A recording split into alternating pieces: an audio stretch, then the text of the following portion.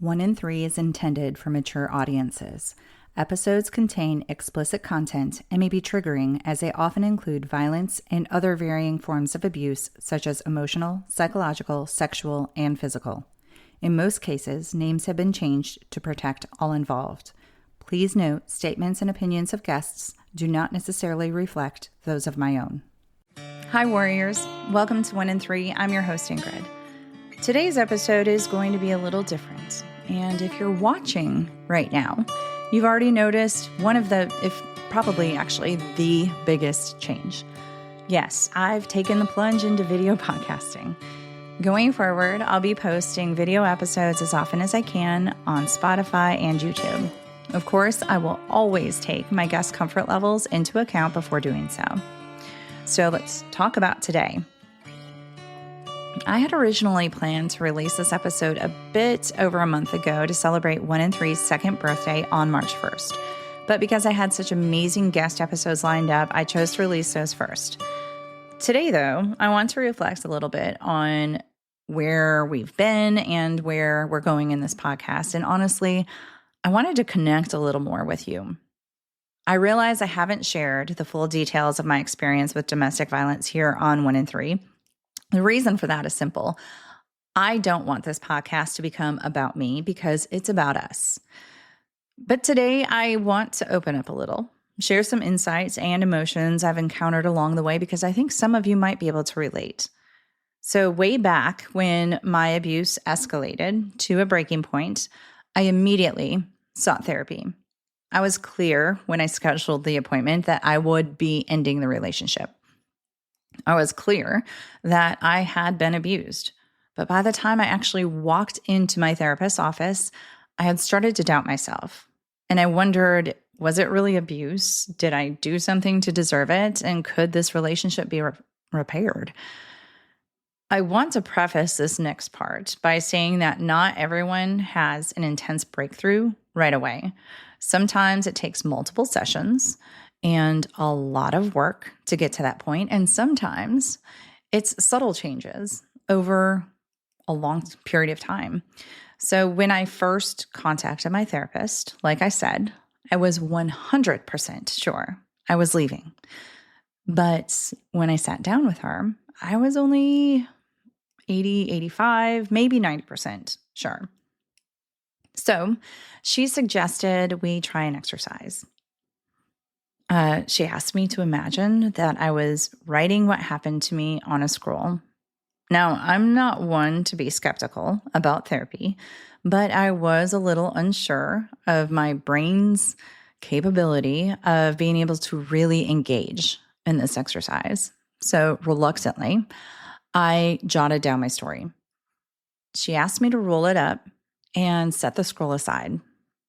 But then I had to pick it back up and read it. What happened next was profound. 2 sentences in, I began weeping. She asked me to vocalize what I was thinking, and my voice, I remember, was shaky. And I was barely able to whisper, like, that poor woman. I can't believe that happened to her. And as I neared the end of the story, I remembered it was my scroll. I was reading my story, and that poor woman was me. And I mean, isn't it wild that when we look at our own experiences from the perspective of an outsider, how real, how raw, and how clear it all becomes? I left that session with a renewed sense of purpose, and I did leave that relationship. And I thought after 2 or 3 sessions with my therapist that I was good to go. And I remember that first year away from my abuser, I felt light, I felt free, and I felt totally okay. I had minimal contact with him, and it wasn't the best experiences. It was obviously toxic, but for the most part, I thought I was handling everything okay. And just a quick note, if you do leave an abuser, cut off communication completely if you can. It's important for healing, and it's especially important if you have a protective order in place, which I did not. And I also want to say that, of course, there are situations and exceptions in which no communication is not a possible option. But back to that first year, I was cruising along, feeling good, but then something shifted. I started misinterpreting the intentions of my friends. I began to believe everyone around me had some hidden agenda. My bubble of strength that I had created around myself began to crack. And that's when I knew I needed to go back to therapy because I was not okay. I was having actual physiological responses to everyday reactions. So I went into my new therapist's office feeling frustrated, scared, and confused. It took a lot of work, a lot of time, a lot of tears, some laughter, uncomfortable self-reflection, and some overwhelming realizations. But I have emerged stronger and more self-assured.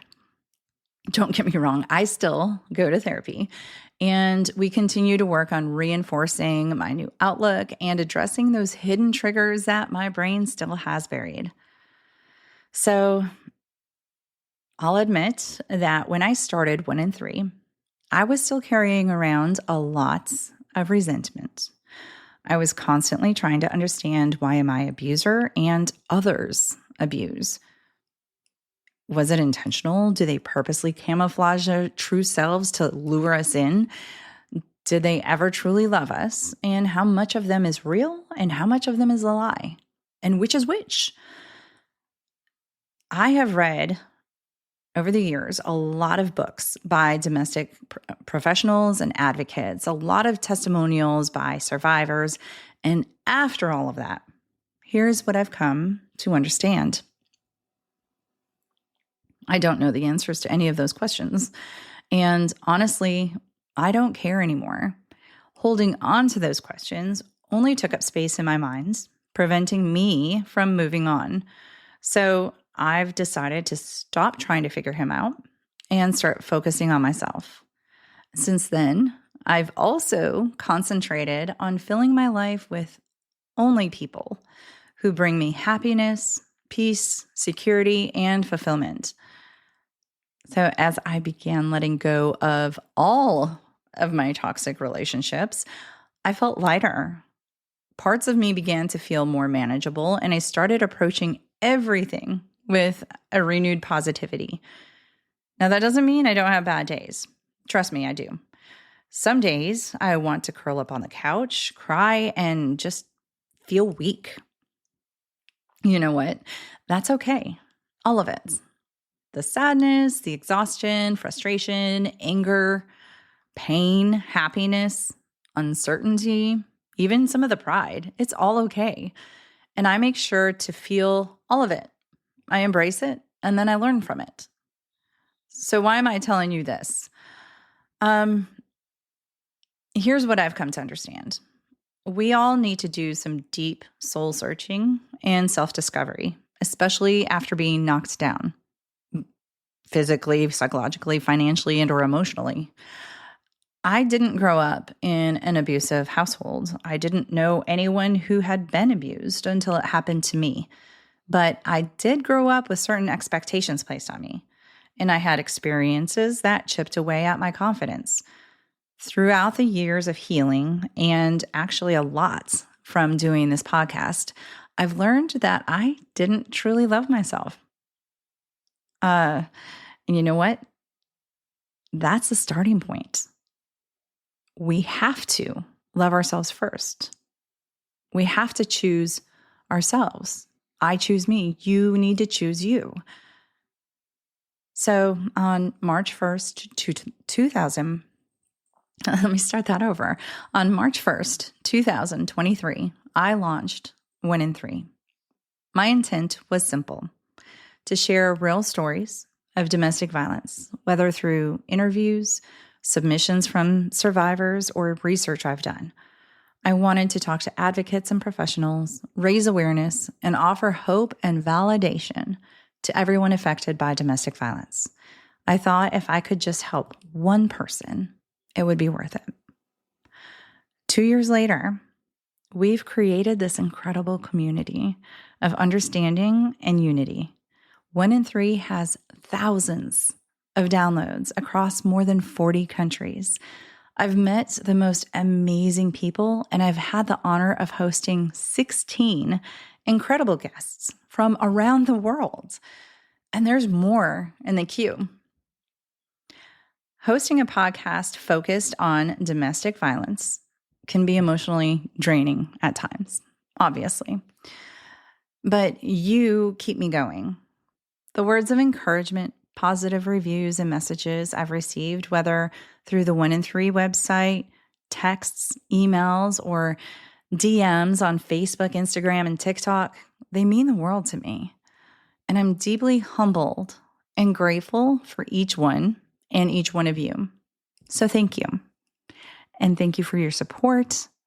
And thank you for listening. I'll be back next week with another episode for you.